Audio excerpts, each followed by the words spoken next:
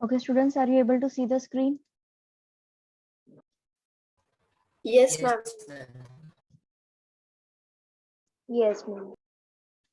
Students, are you able to see the screen? Yes, ma'am. Yes, ma'am. Yes. Okay. So if you have any problem regarding our previous topics, you can ask me.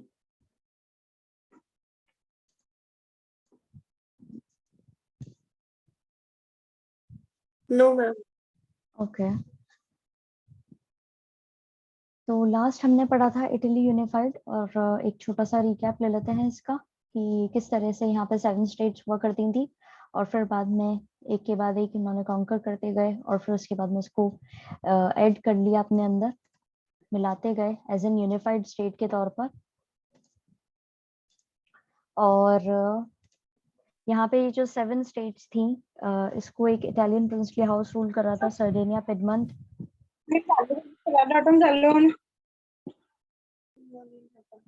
Rupal and Rupakshi Taylor, do you have any problem?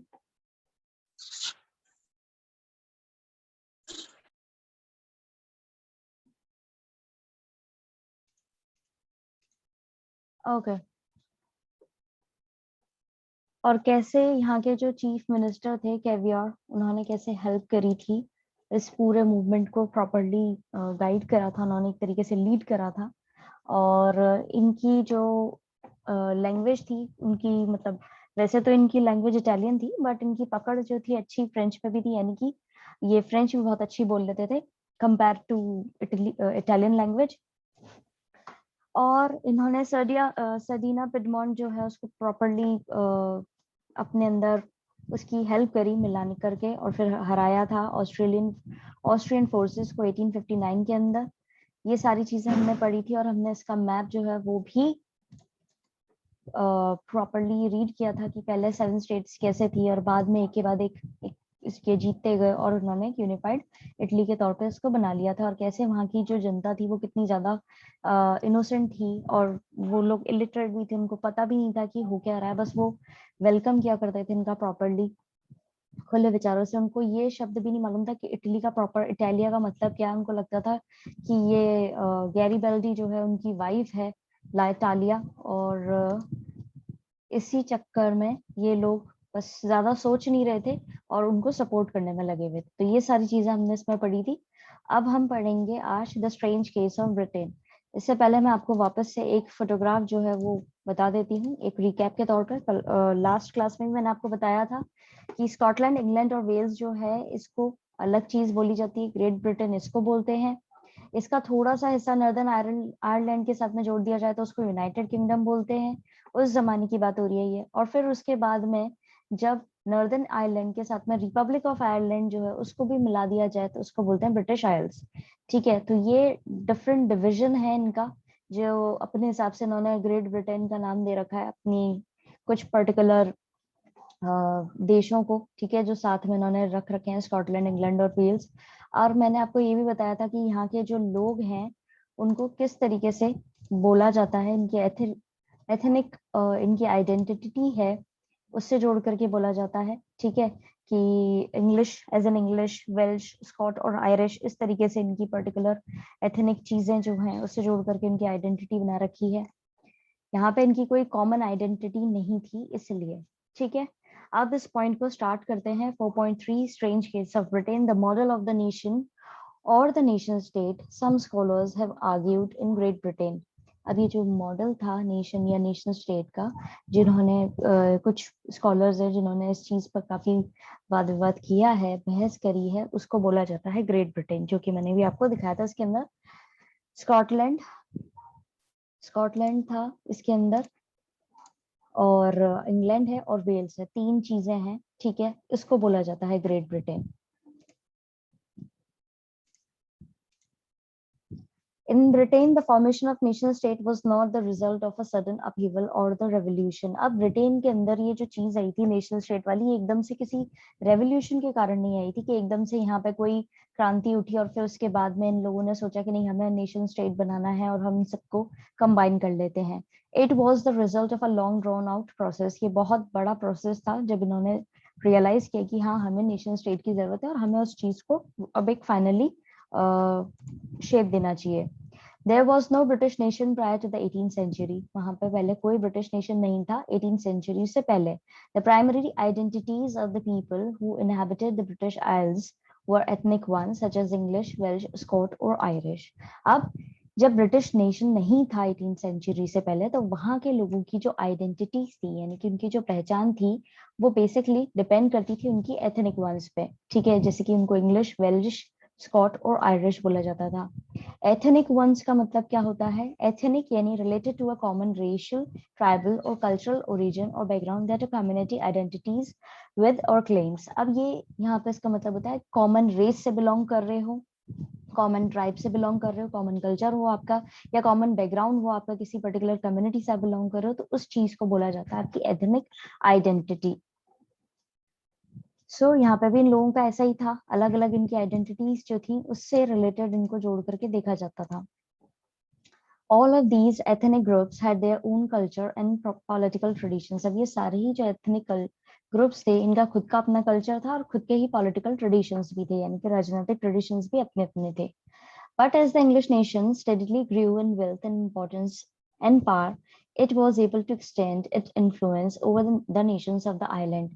अब जैसे जैसे English nation जो था, ठीक है, वो धीरे धीरे उसको उसकी वेल्थ बढ़ रही थी, उसकी इंपॉर्टेंस बढ़ रही थी और उसकी पावर बढ़ रही थी, तो धीरे धीरे वो अपना प्रभाव जो है बाकी नेशंस जो थे उसी आइलैंड के उन पर भी डाल रहा था.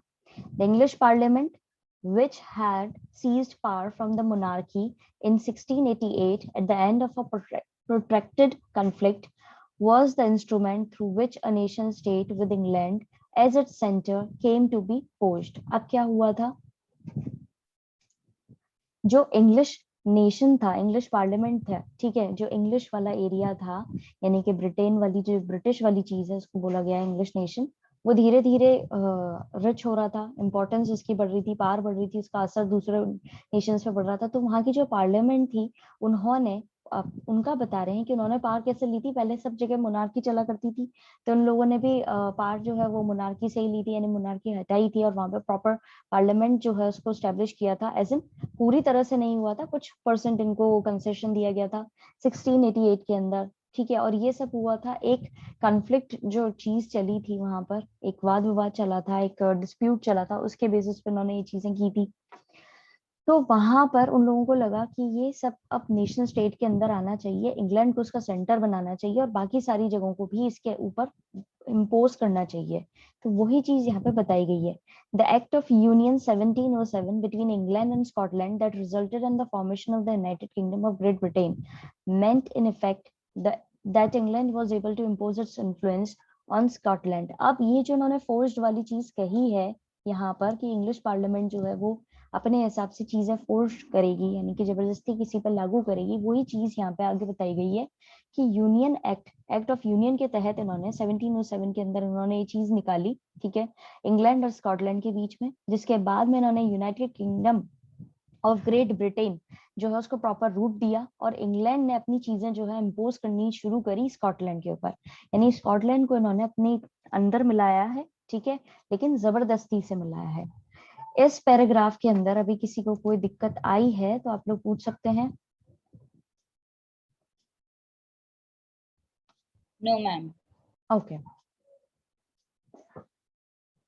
The British Parliament was henceforth dominated. The British Parliament was henceforth dominated by its English members. तो इसीलिए ब्रिटिश पार्लियामेंट जो है वो जबरदस्ती इंग्लिश मेंबर्स के द्वारा जबरदस्ती डोमिनेट की जा रही थी, ठीक है. The growth of a British identity meant that Scotland's distinctive culture and political institutions were systematically suppressed. अब जो ब्रिटिश आइडेंटिटी थी उसका मतलब, उनकी ग्रोथ का मतलब ये था कि ये जो स्कॉटलैंड का जो वहाँ का कल्चर था या उनके जो पॉलिटिकल इंस्टीट्यूशंस थे उनको धीरे धीरे सिस्टमैटिक तरीके से दबा रहे थे. The Catholic clans then inhabited the Scottish Highlands suffered terrible repression. अब जो कैथोलिक क्लैंस थे यानी कि जो वहाँ के कैथोलिक क्लैन को बिलोंग करते थे, चर्च वगैरह जाते थे, वो वाला जो एरिया, वो जो लोग थे और जो स्कॉटलैंड के अंदर थे और काफी अच्छे लेवल पे थे वो लोग, ठीक है, एलीट ग्रुप कह सकते हो एक तरीके से, उनको सबसे ज्यादा इस रिप्रेशन को झेलना पड़ रहा था। whenever they attempted to assert their independence, और कब उनको ये चीज झेलनी पड़ती थी, जब भी वो अपने आप को इंडिपेंडेंट करने की कोशिश करते थे या आजाद करने की कोशिश करते थे, तब उनको ये रिप्रेशन देखना पड़ता था। The Scottish Highlands were forbidden to speak their Gaelic language. अब स्कॉटिश हाईलैंडर्स जो थे उनको बिल्कुल मना कर दिया था और रोक दिया था कि आपने अपनी लैंग्वेज के अंदर बात ही नहीं करनी, अपनी लैंग्वेज का इस्तेमाल नहीं करना, जो कि इनकी लैंग्वेज का क्या हुआ करती थी, गैलिक लैंग्वेज, और वेयर देयर नेशनल ड्रेस, और ना ही उनको अलाउ था कि वो अपनी नेशनल ड्रेस पहने। And large numbers were forcibly driven out of their homeland, और काफी ज्यादा लोगों को अपने ही होमलैंड से निकाल भी दिया था। तो यानी कि स्कॉटिश जो लोग थे उनके साथ में काफी दिक्कतें आ रखी थी, क्योंकि उनको अपनी लैंग्वेज बोलने से मना कर दिया था, उनकी प्रॉपर कोई नेशनल ड्रेस हुआ करती थी वो पहनने से मना कर दिया था, और उन काफी ज्यादा लोगों को जबरदस्ती अपने घर से भी निकाल दिया गया था। तो फर्स्ट पैराग्राफ के अंदर किसी को कोई दिक्कत आई है स्ट्रेंज केस ऑफ ब्रिटेन वाली, तो अभी आप लोग पूछ सकते हैं। फर्स्ट पैराग्राफ कंप्लीट हो गया है हमारा।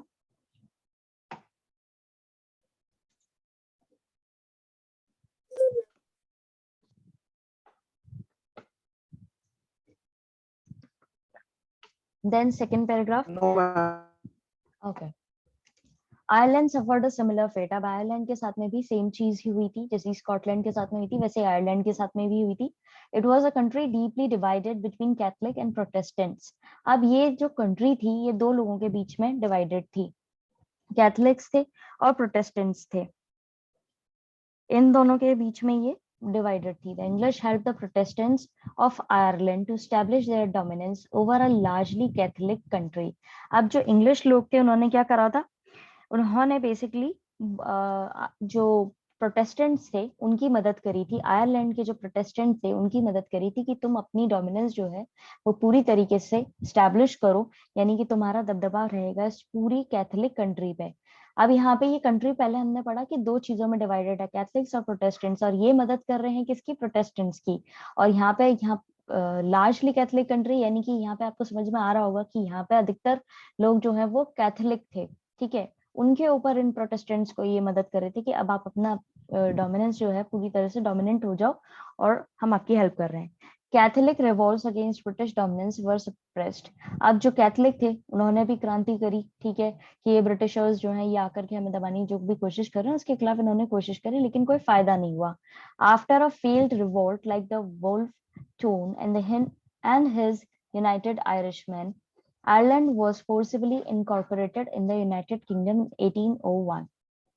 अब हुआ क्या कि इन्होंने कोशिश करी रिवॉल्ट करने की भी, ठीक है, एक फेल्ड रिवॉल्ट हुआ, यानी इन्होंने रिवॉल्ट तो किया लेकिन वो सक्सेसफुल नहीं हो पाया।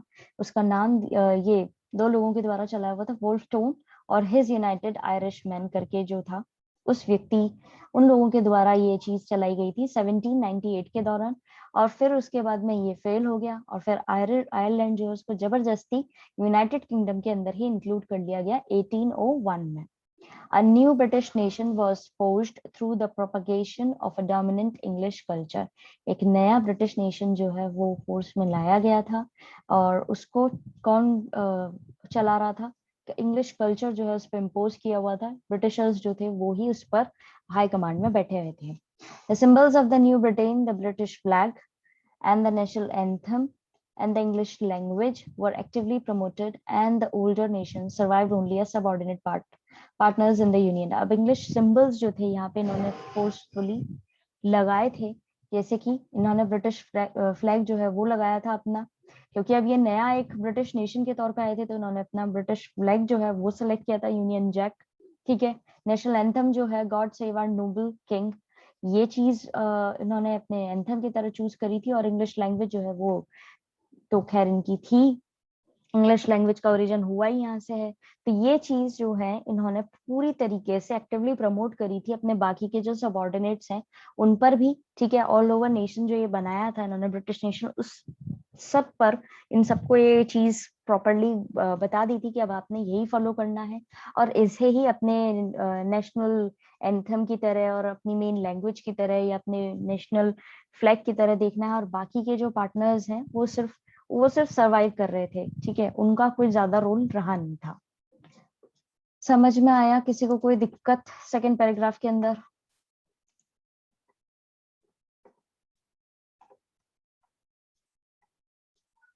No, ma'am.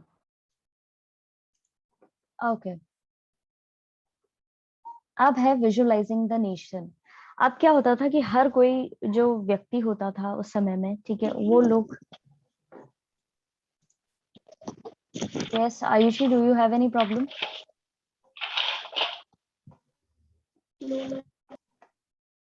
ओके, अब क्या होता था, विजुअलाइजिंग द नेशन का मतलब ये है कि आप पर्टिकुलर अपने नेशन को किसी एक जेंडर या किसी एक पर्टिकुलर पोर्ट्रे कर रहे हो, ठीक है, फीमेल फिगर से पोर्ट्रे कर रहे हो।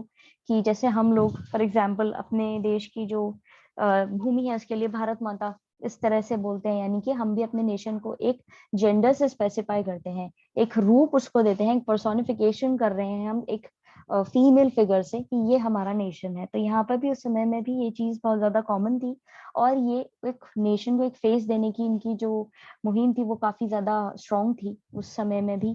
कि यहाँ पे 18 से 19 सेंचुरी के बीच में ये कोशिश करते थे कि अपने देश को एक रूप दिया जाए, ठीक है, वो किसी सिंबल से रिलेटेड हो सकता है, किसी पर्टिकुलर कलर से रिलेटेड हो सकता है, या पर्टिकुलर विमेन फिगर जो है वो उससे रिलेटेड हो सकता है। तो ये सारी चीजें वहां पे हुआ करती थी। विजुअलाइजिंग द नेशन, ठीक है। While it is easy enough to represent a ruler through a portrait or a statue, how does one go about giving a face to a nation? हमने ये देखा है कि पहले के जो रूलर्स हुआ करते थे वो बेसिकली एक स्टैच्यू जो है उससे पोर्ट्रेट किया करते थे, ठीक है। तो अब वो लोग सोच रहे थे कि क्यों ना एक नेशन को एक फेस दिया जाए। Artists in the 18th and 19th centuries found a way out by personifying a nation. अब जितने भी आर्टिस्ट थे 18th और 19th सेंचुरी के, उन्होंने कोशिश करी कि नेशन को एक रूप दिया जाए। In other words, they represented a country as it if were a person. दूसरे शब्दों में कहा जाए तो उसका मतलब ये है कि उन्होंने देश को एक पर्सन के तौर पे दिखाने की कोशिश करी है। Nations were then portrayed as female figures. Nations जो है उस समय में ऐसे पोर्ट्रे किए जाते थे, ऐसे दिखाए जाते थे कि वो कोई वाकई में फीमेल फिगर है, एज इन की एक कोई इंसान है, ठीक है, लेकिन फीमेल उसमें जेंडर में। The female form that was chosen to personify the nation did not stand for any particular woman in real life. अब जो ये फीमेल फॉर्म दिखाई जाती थी इसका मतलब ये नहीं था कि पर्टिकुलर किसी एक असल लाइफ में रियलिटी में कोई विमेन जो है उससे जोड़ करके देखा जा रहा हो कि नहीं ये जो ये लेडी है यही हमारे देश जो है उससे रिलेटेड है और इसी को हम अपना देश बोलेंगे, वो चीज नहीं हुआ करती थी। Rather, it's so to give the abstract idea of a nation or a concrete form. अब क्या था यहाँ पे बेसिकली एक एब्स्ट्रैक्ट आइडिया दिया जाता था जिससे लोग बाग जोड़ करके देख सकें। एब्स्ट्रैक्ट फॉर्म एज इन की एब्स्ट्रैक्ट आइडिया एज इन की आप उस चीज को फील कर सकते हैं, आप देख नहीं सकते, आप छू नहीं सकते, बस आप उस भावनाओं को फील कर सकते हैं, ठीक है। जैसे कि आपके इंग्लिश के अंदर भी आता है एब्स्ट्रैक्ट फॉर्म, उसी से इस चीज को लिंक कीजिए। That is, the female figure became an allegory of the nation. यानी कि ये जो फीमेल फिगर है वो क्या बन जाती है, बेसिकली एलिगरी बन जाती है नेशन की। And what do you mean by allegory? Here it is given the meaning of allegory. When an abstract idea, for instance, greed, envy, freedom, liberty, is expressed to a person or a thing, an allegorical story has two meanings, one literal and one symbolic. अब allegory क्या है, ये एक literary term है जिसके अंदर basically ये बताया जाता है, एक आइडिया दिया जाता है कि आप किसी भावना को या किसी इमोशन को समझाने की कोशिश कर रहे हो, उसके लिए हम इस चीज का इस्तेमाल करते हैं। वो ग्रीड हो सकती है, एनवी हो सकती है, फ्रीडम हो सकती है, लिबर्टी हो सकती है। तो यहाँ पर ये लोग जो किसी एक पर्टिकुलर व्यक्ति या पर्टिकुलर चीज से एक्सप्रेस की जाती है, ठीक है, ये लोग एक फीमेल फिगर से इस चीज को एक्सप्रेस कर रहे थे और उसमें बता रहे थे कि हमारी आजादी, हमारी फ्रीडम, हमारी लिबर्टी जो है वो इस पर्टिकुलर फीमेल स्टेच्यू जो है उसको, हमारा जो ये नेशन है उसको प्रदर्शित कर रही है, ठीक है। एक इसका मीनिंग होता है लिटरल, जो बेसिक कोर मीनिंग होता है, और एक होता है सिंबॉलिक, ठीक है, यानी कि जिससे हम सिंबलाइज करने की कोशिश कर रहे हैं, वो होता है एलिगेरी। तो यहाँ पे भी ये लोग एलिगेरी ऑफ द नेशन की तरह ही इस चीज को दिखा रहे हैं कि सपोज ये रिप्रेजेंट कर रहे हैं किसी एक लेडी को, तो ये भाई हमारी ये हमारा देश है, ये हमारी, जैसे हम लोग बोलते हैं ये हमारी धरती माँ है, उसी तरीके से भारत माता है। और भारत माता का एक फिगर जो है हम दिखाते हैं, और उनके हाथ में अस्त्र शस्त्र और सारी चीजें जो है रिलेटेड होती हैं, वो जोड़ करके हम दिखाने की कोशिश करते हैं कि ये हमारी भारत माता आजाद है बिल्कुल, और ये हमारे देश को प्रॉपरली रिप्रेजेंट कर रही है। किस तरह की उनकी ड्रेस है, या किस तरह की उनके हाथ में चीजें हैं, या उनका क्राउन किस तरह का है, क्राउन के अंदर किस तरह की चीजों का इस्तेमाल किया गया है, और किस तरह का कलर वाला फ्लैग उनके हाथ में है। ये सारी चीजें कहीं ना कहीं यहीं से निकली कि आर्टिस्ट लोग जो थे उस जमाने के, वो कोशिश करते थे कि हमारे देश से जो भी मेन चीजें जुड़ी हुई हैं उसको हम सिंबलाइज कर पाए।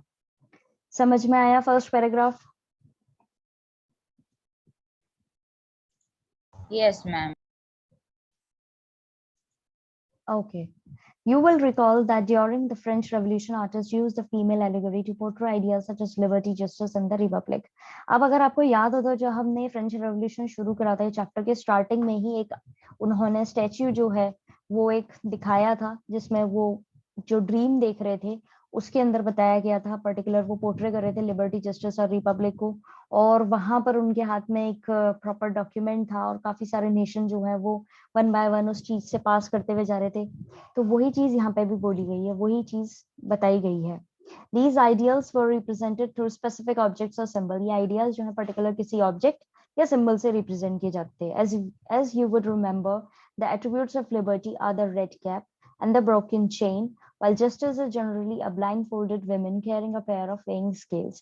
अब आपको ध्यान होगा, आपने ये चीज बहुत कॉमनली देखी होगी, लिबर्टी को ऐसे रिप्रेजेंट करते हैं रेड कैप पहने हुए, और चेन्स जो है हाथ में से वो टूटी हुई है उसको दिखाते हैं। या जस्टिस जो है बेसिकली न्याय जो है, अगर आपने देखा हो जो अपनी मूवीज वगैरह होती है उसके अंदर भी जो कोर्ट का सीन दिखाते हैं, तो वहां पे ऐसा जस्टिस एक फीमेल स्टैच्यू होता है जिसके हाथ में तराजू होते हैं और उसकी आंखों पे पट्टी बंधी हुई होती है, ब्लाइंड फोल्डेड होता है। तो उस चीज को यहाँ पे मेंशन किया गया है, ठीक है, कि कैसे सिंबलाइज करते हैं। आगे ये रेड कैप ब्रोकन चेन जो है प्रॉपर इसका एक ये दे रखा है, डिस्क्रिप्शन दे रखा है, मीनिंग दे रखे हैं कि कौन सी चीज किस चीज को सिंबलाइज कर रही है, वो हम बाद में पढ़ेंगे। सेकंड पैराग्राफ में कोई दिक्कत समझ आया? Yes, ma'am. Okay, so that's it for today. आज हम इतना ही पढ़ेंगे, कल हमारा ये होपफुली कंप्लीट हो जाएगा, then will start another chapter. Till then आप अपनी सारी प्रॉब्लम्स इकट्ठी कर लीजिएगा, will sort out all of your problems till then, and have a nice day ahead, God bless you all.